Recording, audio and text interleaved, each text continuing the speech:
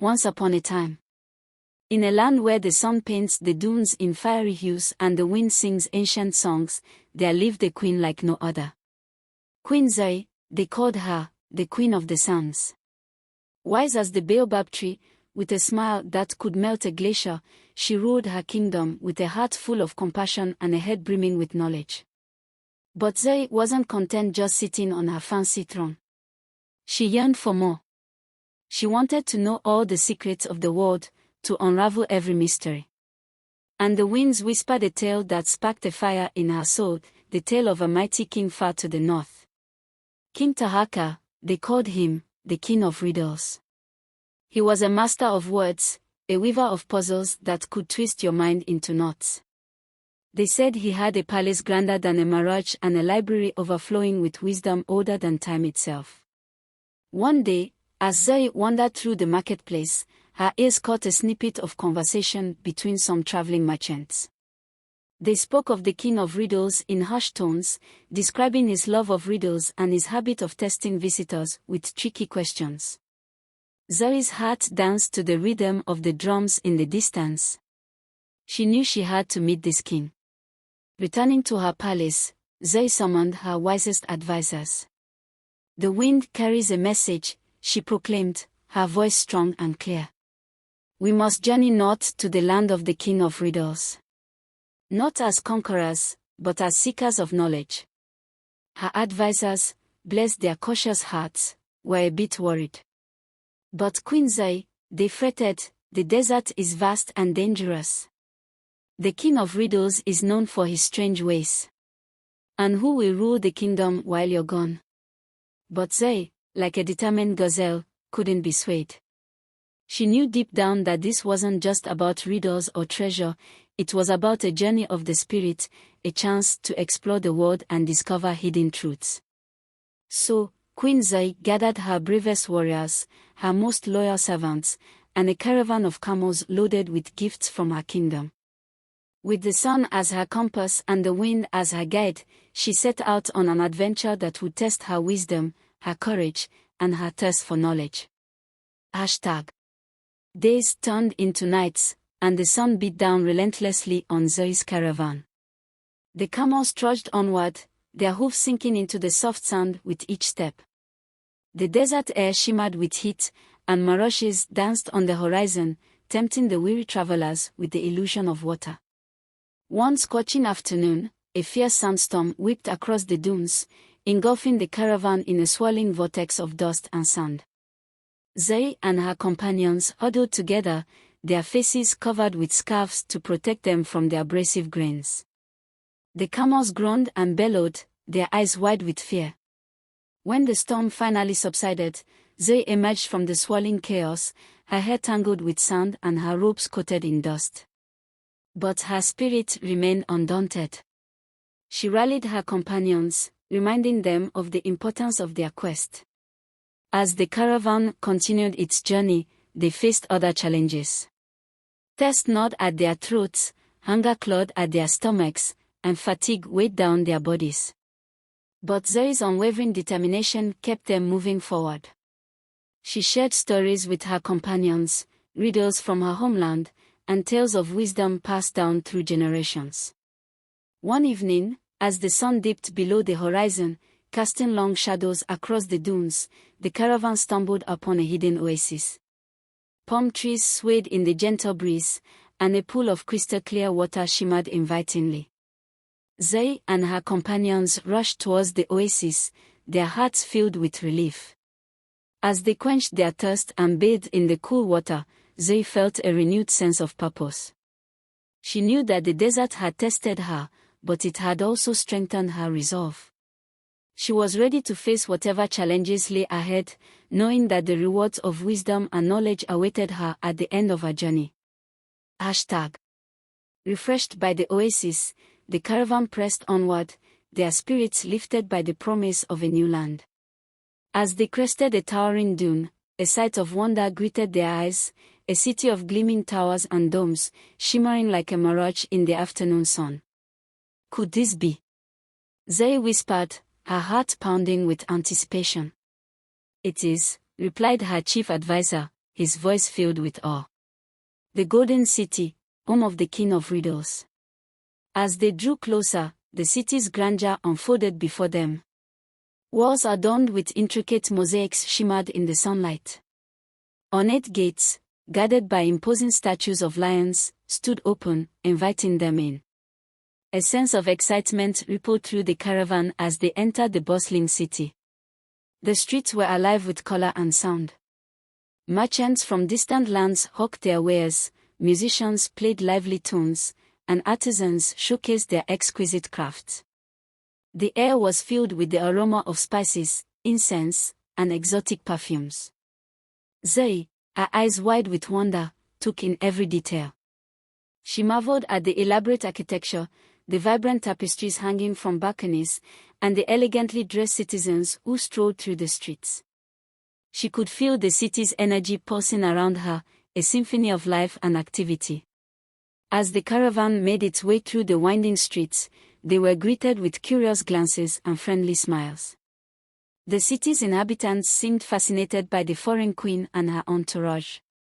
Finally, the caravan reached the gates of the royal palace. Zoe dismounted her camel and adjusted her robes, ensuring that she presented herself with the dignity and grace befitting a queen. The palace gate swung open, revealing a grand courtyard adorned with fountains and statues. Zoe and her companions were ushered into a magnificent hall, its walls adorned with tapestries depicting scenes from the city's history. At the far end of the hall, seated on a throne of gold and ivory, sat the King of Riddles. He was a man of regal bearing, his eyes sharp and intelligent, his beard neatly trimmed. A gentle smile played on his lips as he watched Zoe approach.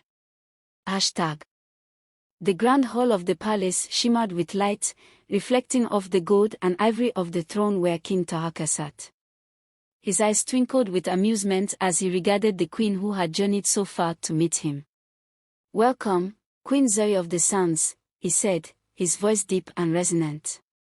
"I have heard much of your wisdom and your thirst for knowledge. It is an honor to host you in my humble abode." Zoe bowed her head in respect. "The honor is mine, King Tahaka," she replied. "I have come seeking wisdom, and I am eager to learn from your vast knowledge." A smile spread across Tahaka's face. "Knowledge is a treasure to be shared, Queen Zoe. But first, we must test each other's wit.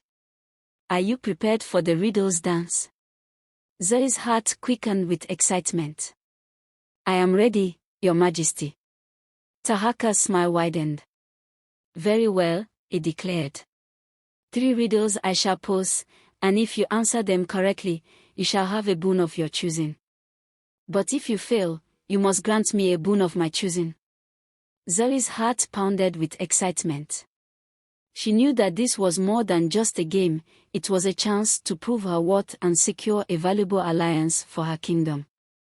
"I accept your challenge, King Tahaka," she declared, her voice ringing with confidence. The King of Riddles leaned back on his throne, a twinkle in his eye. "Very well then," he began. "Listen carefully, Queen Zoe, to my first riddle. I am always coming but never arrive, always here but never visible. I am the source of life, yet I can also bring destruction. What am I?" A hush fell over the room as Zoe pondered the riddle. After a moment, her eyes lit up with understanding. "Time," she declared. "You are time." Tahaka nodded, impressed. "Correct," he said. "Now for my second riddle. I have cities, but no houses. I have mountains, but no trees. I have water, but no fish. What am I?" Zoe thought for a moment, her brow furrowed in concentration. Then, a smile spread across her face. "A map," she said. "You are a map." Tahaka chuckled. "Very clever, Queen Zoe. Now for my final riddle, the most difficult of all. I am light as a feather, yet the strongest person cannot hold me for long. What am I?" This time, Zoe took longer to answer. She paced the room, her mind racing through possibilities. Finally, She stopped and looked at Tahaka with a knowing smile. Breath, she said. You are breath. A silence fell over the hall as Tahaka absorbed her answer. Then, he rose from his throne and applauded. Bravo, Queen Zoe, he exclaimed. You have solved all 3 riddles with the wisdom and insight of a true scholar. Choose your boon, and it shall be yours. Zoe met his gaze, a sly smile playing on her lips. Your Majesty, she began, I desire something far more precious than gold or land. I ask for. She paused, her voice dropping to a conspiratorial whisper, a night in your royal chambers. The court gasped. Tahaka's eyebrows shot up in surprise. Never had anyone dared to make such a bold request. A blush crept onto his cheeks, a mixture of intrigue and embarrassment. Clearing his throat, he regained his composure. Queen Zoe, he said, his voice laced with both amusement and challenge, your request is unconventional. But a king must honor his word. However, I propose a counteroffer.